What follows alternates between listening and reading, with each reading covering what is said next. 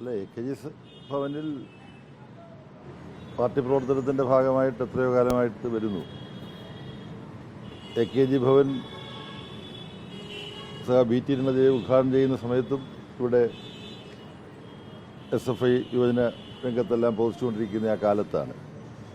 അപ്പം പാർട്ടി പ്രവർത്തനത്തിൻ്റെ ഭാഗമായി ഇവിടെ എത്രയോ തവണ വന്നു പോയതാണ്. അതിനെ തുടർച്ചയായിട്ടുള്ളൊരു വരവ് എന്നുള്ളതിനപ്പുറം മറ്റൊന്നും ഈ വരവിനില്ല. മുമ്പും പാർട്ടി പ്രവർത്തനത്തിന് ഇവിടെ വരുമായിരുന്നു, തുടർന്നും പാർട്ടി പ്രവർത്തനത്തിന് ഇവിടെ വരാൻ പാർട്ടി കോൺഗ്രസ് തീരുമാനിച്ചു. അത്രമാത്രമേ ഉള്ളൂ. അല്ല, ഞാനിങ്ങോട്ട് വന്നതേ ഉള്ളൂ. യഥാർത്ഥത്തിൽ പാർട്ടി ഓഫീസിലേക്ക് കയറാൻ നിങ്ങളിപ്പോൾ ഒരു തടസ്സമായിട്ട് മാറിയിരിക്കുകയാണ്. ഇവിടെ എന്നെ തടഞ്ഞു നിർത്തി ചോദിക്കുകയാണ്. എല്ലാ കാര്യങ്ങളും സഹപ്രവർത്തകരുമായിട്ട് ആലോചിച്ച് തീരുമാനിക്കേണ്ടതാണ്. നേരിട്ട് ഇപ്പം തന്നെ ഇവിടെ എത്തിച്ചേർന്നിട്ടുള്ള സഹാക്കളെല്ലാം ഉണ്ട്. സഖാവ് രാഘവലു, അതുപോലെ തന്നെ സഖാവ് നിലോൽപ്പൽ ബസു, സഖാവ് അശോക് ധവലെ, മറിയം ധവലെ, സഖാവ് തപൻ സന്നു ഇവിടെ എത്തിയിട്ടുണ്ടെന്നാണ് ഞാൻ മനസ്സിലാക്കുന്നത്. ആരെല്ലാം ഇവിടെ എത്തിയിട്ടുണ്ടെന്നുള്ളത് പൂർണ്ണമായിട്ട് ഞാൻ മനസ്സിലാക്കിയിട്ടില്ല. പക്ഷേ കഴിഞ്ഞ ദിവസങ്ങളിൽ പ്രസ്താവനയൊക്കെ പുറപ്പെടുവിക്കാൻ വേണ്ടി ഞങ്ങൾ പരസ്പരം ബന്ധപ്പെടുമ്പോൾ ഈ സഹാക്കളെല്ലാം ഇവിടെയുണ്ട്. അപ്പോൾ ആദ്യമായി ഇവിടെ താമസിച്ച് പാർട്ടി അഖിലേന്ത്യാ കേന്ദ്രത്തിൽ തന്നെ പ്രവർത്തിക്കുന്ന സഖാക്കളുമായി സംസാരിക്കണം.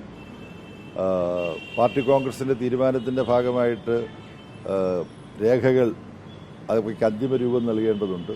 ആ ജോലി കൂട്ടായിട്ട് ഏറ്റെടുക്കണം. പിന്നെ തുടർ പ്രവർത്തനങ്ങളെക്കുറിച്ച് ആലോചിക്കാൻ പോളിറ്റ് ബ്യൂറോയുടെയും കേന്ദ്ര കമ്മിറ്റിയുടെയും യോഗങ്ങൾ ചേരണം. പാർട്ടി കോൺഗ്രസിൻ്റെ സ്ഥലത്ത് ജനറൽ സെക്രട്ടറിയും പോളിറ്റ് ബ്യൂറോയും തിരഞ്ഞെടുക്കാൻ വേണ്ടിയിട്ടുള്ള യോഗങ്ങൾ മാത്രമാണ് പുതിയ കേന്ദ്ര കമ്മിറ്റിയുടേതായിട്ട് നടന്നത്. അപ്പോൾ പാർട്ടി കോൺഗ്രസ് തീരുമാനങ്ങൾ നടപ്പാക്കാനുള്ള കർമ്മപരിപാടി തയ്യാറാക്കാൻ വേണ്ടിയിട്ടുള്ള PBCC യോഗങ്ങൾ ഈ മാസം അവസാനമായി PB ഉണ്ടാവും. അതിൻ്റെ തീയതി എല്ലാവരുടെയും സൗകര്യം നോക്കിയിട്ട്, സാധാരണ ഞങ്ങൾ ചെയ്യാറുള്ളത് എല്ലാ സ്റ്റേറ്റിലെയും സഖാക്കൾക്ക് എത്തിച്ചേരാൻ അസൗകര്യമില്ലാത്ത ദിവസം കണ്ടുപിടിക്കുക എന്നുള്ളതാണ്. അത് നാളെയും മറ്റന്നാളുമായിട്ട് അത് തീരുമാനിക്കും. ആ യോഗത്തിൽ വെച്ചാണ് പിന്നെ CC യോഗം എന്ന് വിളിക്കണമെന്നുള്ളത് തീരുമാനിക്കുക. ഇതൊക്കെയാണ് സാധാരണ പ്രവർത്തന പരിപാടി. ക്രിസോസ്റ്റത്തിന്റെ പേരിൽ ഒരു പുരസ്കാരം ലഭിച്ചിട്ടുണ്ട്. അപ്പോൾ ആ ഒരു സന്തോഷം അത് ക്രിസോസ്റ്റം തിരുമേനി 100 വയസ്സിലധികം ജീവിച്ച വ്യക്തിയാണ്. കേരളത്തിലെ പുരോഗമന പ്രസ്ഥാനത്തിൻ്റെ സമുന്നതരായ നേതാക്കന്മാരുമായിട്ട് വളരെ അടുത്ത ഹൃദയബന്ധം അദ്ദേഹത്തിനുണ്ടായിരുന്നു.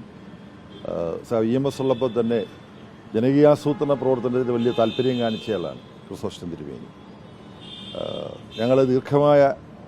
ഞങ്ങൾ ഒരുമിച്ചിരുന്ന് നടത്തിയൊരു സംഭാഷണം ഒരു പുസ്തകമായിട്ട് വന്നിട്ടുണ്ട്. അപ്പോൾ അദ്ദേഹത്തിൻ്റെ മരണത്തിന് ശേഷം അവിടെ മാർത്തോമാ സഭയിലെ ഉന്നതരായ ശുശ്രൂഷകരായിട്ടുള്ള ബിഷപ്പുമാരും ഒക്കെ ഉൾപ്പെടെ ഒരു കമ്മിറ്റി കൂടി തീരുമാനിച്ചതാണ് ഒരു പുരസ്കാരം നൽകണമെന്ന്. എന്നിട്ട് ആദ്യത്തെ പുരസ്കാരം ഇത്തരത്തിൽ അദ്ദേഹമായിട്ട് കുറച്ച് ബന്ധമെല്ലാം ഉള്ള കമ്മ്യൂണിസ്റ്റ് പാർട്ടി എന്നുള്ള ഒരാളെന്നുള്ള നിലയിലാവണം എനിക്ക് നൽകാൻ ഒരു തീരുമാനിച്ചത്. അപ്പോൾ വലിയ അർഹത ഇല്ലാത്ത ഒരു അംഗീകാരമായിട്ടാണ് എനിക്ക് അത് തോന്നുന്നത്. എന്തായാലും ഞങ്ങൾ കൂടിയാലോചിച്ചിട്ടാണ് ഇതൊക്കെ സ്വീകരിക്കണോ വേണ്ടോ എന്ന് നിശ്ചയിക്കുക. അപ്പോൾ കൂടിയാലോചിച്ചപ്പോൾ ക്രിസോസ്റ്റം തിരുമേനിയുടെ പേരിലുള്ള ഒരു അംഗീകാരം ഏറ്റുവാങ്ങുക തന്നെ വേണം എന്ന് തീരുമാനിച്ചിട്ടുണ്ട്. അപ്പോൾ അതിന് 24-ാം തീയതിയാണ്, ഈ മാസം 24-ാം തീയതിയാണ് തീരുമാനിച്ചിട്ടുള്ളത്. കേരളത്തിൽ പഴയ സഖാക്കളെയൊക്കെ പോയി കണ്ടിരുന്ന ദിവസങ്ങൾ ഇതുപോലെ ഡൽഹിയിൽ എന്തെങ്കിലും അങ്ങനെ അവിടെ എനിക്ക് കമ്മ്യൂണിസ്റ്റ് പാർട്ടിയുടെ മെമ്പർഷിപ്പ് തന്ന സഖാവുണ്ട്. പ്രാക്കുളത്ത് ഞാൻ സ്കൂളിൽ പഠിക്കുമ്പോൾ എന്നെ അന്ന് കേരള സ്റ്റുഡൻസ് ഫെഡറേഷനാണ് അതിൻ്റെ പ്രവർത്തനങ്ങളിലൊക്കെ പങ്കെടുപ്പിച്ചിരുന്ന, ഇപ്പോൾ 84 വയസ്സ് എത്തിയിട്ടുള്ള വിക്രമൻ സഖാവാണ്, ലോക്കൽ കമ്മിറ്റി സെക്രട്ടറിയാണ്. ആ സഖാവിനെ ഞാൻ ഇടയ്ക്കിടയ്ക്ക് പോയി കാണാറുണ്ട്. ഞാനും പറ്റിയൊക്കെ ആയിട്ട് പോയി കാണാറുണ്ട്. ഇതിന് മുമ്പ് ഏറ്റവും അവസാനം കണ്ടത് പാർട്ടിയുടെ സംസ്ഥാന സമ്മേളനത്തിന് കൊല്ലത്ത് ചെന്നപ്പോൾ സഖാവിൻ്റെ വീട്ടിൽ പോയി കണ്ടിരുന്നു.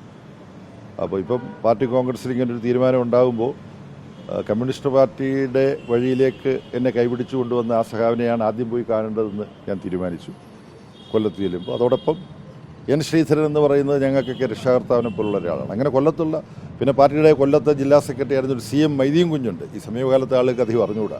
പാർട്ടി ഭിന്നിച്ചപ്പോൾ ആദ്യമോടെ സെക്രട്ടറി ആയിട്ടൊന്ന് CM മൈദീൻ കുഞ്ഞാണ്. ജയിലിൽ കിടന്നിട്ട് തെരഞ്ഞെടുപ്പിൽ മത്സരിക്കുകയൊക്കെ ചെയ്ത ആളാണ്. പിന്നെ CP ആശാൻ, MK ഭാസ്കരൻ, ഇവരുടെയൊക്കെ വീട്ടിൽ പോകേണ്ട ഒരുപാട് വീടുകളുണ്ട്, പക്ഷേ എല്ലായിടത്തും പോകാൻ കഴിയില്ല.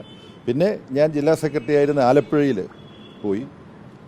സഖാവ് G. സുധാകരനിൽ നിന്നാണ് ഞാൻ SFIയുടെ സംസ്ഥാന പ്രസിഡൻറ്റിൻ്റെ ചുമതല ഏറ്റെടുക്കുന്നത്. അതുകൊണ്ട് തന്നെ ആ സഖാവ് ഇപ്പം പിന്നെ ഈ 75 വയസ്സ് നിബന്ധനയുടെ ഭാഗമായിട്ട് സംസ്ഥാന കമ്മിറ്റിയിൽ നിന്ന് സ്വയം ഒഴിഞ്ഞു നിൽക്കുകയാണ്.